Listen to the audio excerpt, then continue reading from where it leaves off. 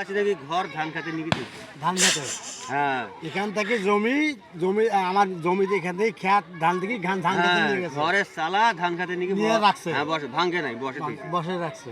আবার ছেলের দিক ডাকে আনি আবার উঠেছি, জি, রাত্রে থাকি নাই। পরের দিন আসি দেখি বিলের মধ্যে পানি বসে থেকে।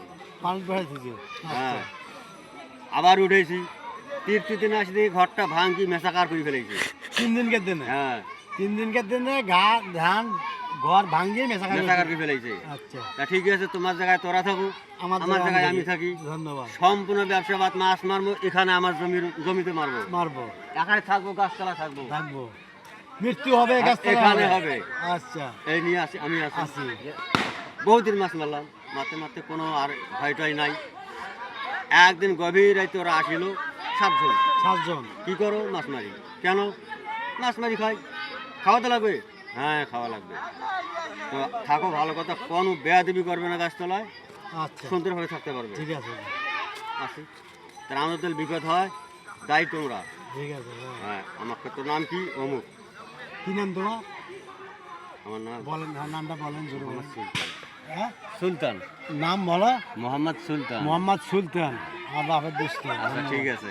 হ্যাঁ, এই, তারপরে এরা কিন্তু 3টা লোক ধরা দিলে আমার, আচ্ছা, মহিলা 3টা লোক ধরা দেওয়ার পর এই 3টে মহিলা আমার সাথে সব সময় দেয়, সব সময় দেয়।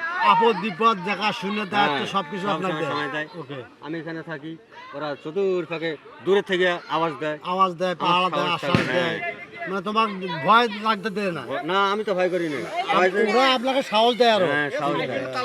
আচ্ছা, আমার নাম ধরে ডাকলে আমি উপস্থিত হবো। বুঝতে পারে, ঠিক আছে। আমি নাম ধরে ডাকি, তেলোটাই উপস্থিত হয়। দেখি বাস্তব, বাস্তব এটা কি আপনার বাস্তব কথা এখনো বলতেছেন? আছে, দোয়া করেন। হ্যাঁ, এখনো আছে, দোয়া করেন। তোরা দর্শক দেখতে আছেন, যে কোনো যায় যে জায়গায় ফেসবুকে ইউটিউবে যে ছাড়বো আপনারা দেখবেন। এই লোকটা ইমানদার লোক, দেখতেছেন যে এই লোকটা আসলে বাস্তব।